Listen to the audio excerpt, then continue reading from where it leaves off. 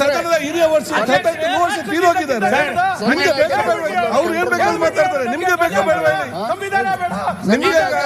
ನಿಮ್ಗೆ ಸಂತಾಪ ಬೇಕಾ ಬೇಡ? ಯಾಕೆ ಮಾತಾಡ್ತೀರಿ? ಅವ್ರು ಮಾತಾಡ್ಲಿ. ನೀವ್ ಯಾಕೆ ಮಾತಾಡ್ತೀರಿ? ಸಂತಾಪ ಸೂಚನೆ ಬೇಕಾ ಬೇಡ ಹೇಳಿ. ಅವ್ರು ಚರ್ಚೆ ಮಾಡ್ತಾರೆ. ನಿಮ್ಗೆ ಬೇಕಾ ಬೇಡವಾ?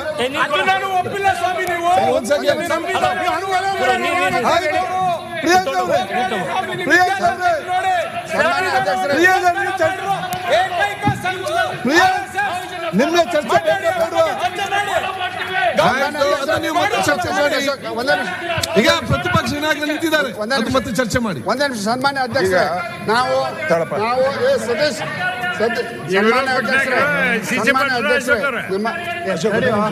ಸನ್ಮಾನ್ಯ ಅಧ್ಯಕ್ಷ ಸದನ ಸುರಳಿತವಾಗಿ ನಡೀಬೇಕಂತಂದ್ರ ನನ್ನ ಆತ್ಮೀಯ ಸ್ನೇಹಿತ ಗ್ರಾಮೀಣಾಭಿವೃದ್ಧಿ ಸಚಿವರನ್ನ ನೀವು ಮೊದಲೇ ಕಂಟ್ರೋಲ್ನಾಗ ಇಡ್ರಿ. ನಿಮ್ಮ ಆತ್ಮೀಯ ಸ್ನೇಹಿತ ನೀವೇ ಕಂಟ್ರೋಲ್.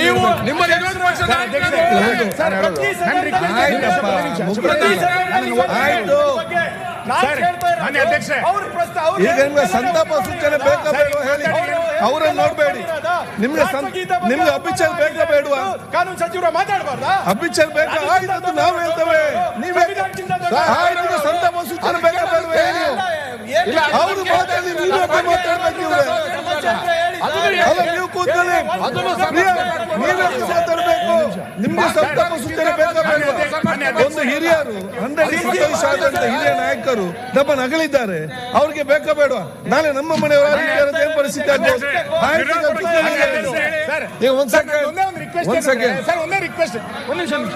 ನಂದು ಒಂದೇ ಒಂದು ರಿಕ್ವೆಸ್ಟ್ ಏನಂದ್ರೆ, ಈ ಪ್ರದೀಪ್ ಈಶ್ವರ್ ಸರ್, ನೀವು ಅಸೆಂಬ್ಲಿಗೆ ಬಂದದ್ದು ಸಂತೋಷ. ಅದು ಈ ರೀತಿಯದ್ದು ನೀವು ಕೂತ್ಕೊಳ್ಳಿ. ಪ್ರದೀಪ್ ಅವರೇ, ಪ್ರದೀಪ್ ಸರ್, ನಂದು ಒಂದೇ ಒಂದು ರಿಕ್ವೆಸ್ಟ್ ಏನಂದ್ರೆ, ನೀವು ಪ್ರದೀಪ್ ಅವರ ಸರ್, ಸದನ ತನ್ನ ನಿಯಮಾವಳಿಗಳ ಪ್ರಕಾರ ನಡಿಬೇಕು. ಮಾನ್ಯ ವಿರೋಧ ಪಕ್ಷದ ನಾಯಕರು ಅವ್ರು ಮಾತಾಡ್ ಕೂತ್ಕೊಳ್ಳಿ. ಮಾನ್ಯ ವಿರೋಧ ಪಕ್ಷದ ನಾಯಕರು ಈಗಾಗಲೇ ಒಂದು ಪತ್ರವನ್ನ ನಿಮಗೆ ಕೊಟ್ಟಿದ್ದಾರೆ. ನಿಯಮ 27 ಏನ್ ಹೇಳ್ತಾ ಇದೆ ನಿಮಗೆ ಕೊಟ್ಟಿದ್ದಾರೆ. ಆ ವಿಷಯ ಪ್ರಸ್ತಾಪ ಮಾಡಕ್ಕೂ ನೀವು ಬಿಡಲ್ಲ ಅಂತಂದ್ರೆ ಸದನ ಹೆಂಗ್ ನಡೆಯುತ್ತೆ? ನಾವ್ ಹೇಳ್ತಾ ಇರೋದೇನು ಅಂತ ಕೇಳಿದ್ರೆ, ನೀವು ಎಚ್ ಕೆ ಪಾಟೀಲ್ ವಿಷಯ ಪ್ರಸ್ತಾಪ ಮಾಡಿದ ನಂತರ ವಿರೋಧ ಪಕ್ಷದ ನಾಯಕರಿಗೂ ಒಂದು ಶಬ್ದ ಮಾತಾಡ್ಲಿಕ್ಕೆ ಕೊಡ್ಬೇಕಲ್ಲ. ರಾಷ್ಟ್ರಗೀತೆ ವಿಧಾನಸೌಧದ ಒಳಗೆ ಪಾಕಿಸ್ತಾನ ಘೋಷಣೆ ಕೂಗಿದಾಗ ಇವ್ರು ಏನು ಅನ್ನಿಸ್ತಾ ಇಲ್ಲ. ಇಂಥವರು ರಾಷ್ಟ್ರಗೀತೆ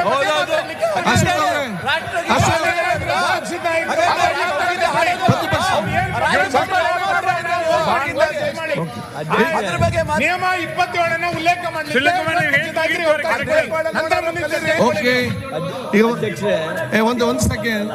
ಒಂದ್ ಸೆಕೆಂಡ್.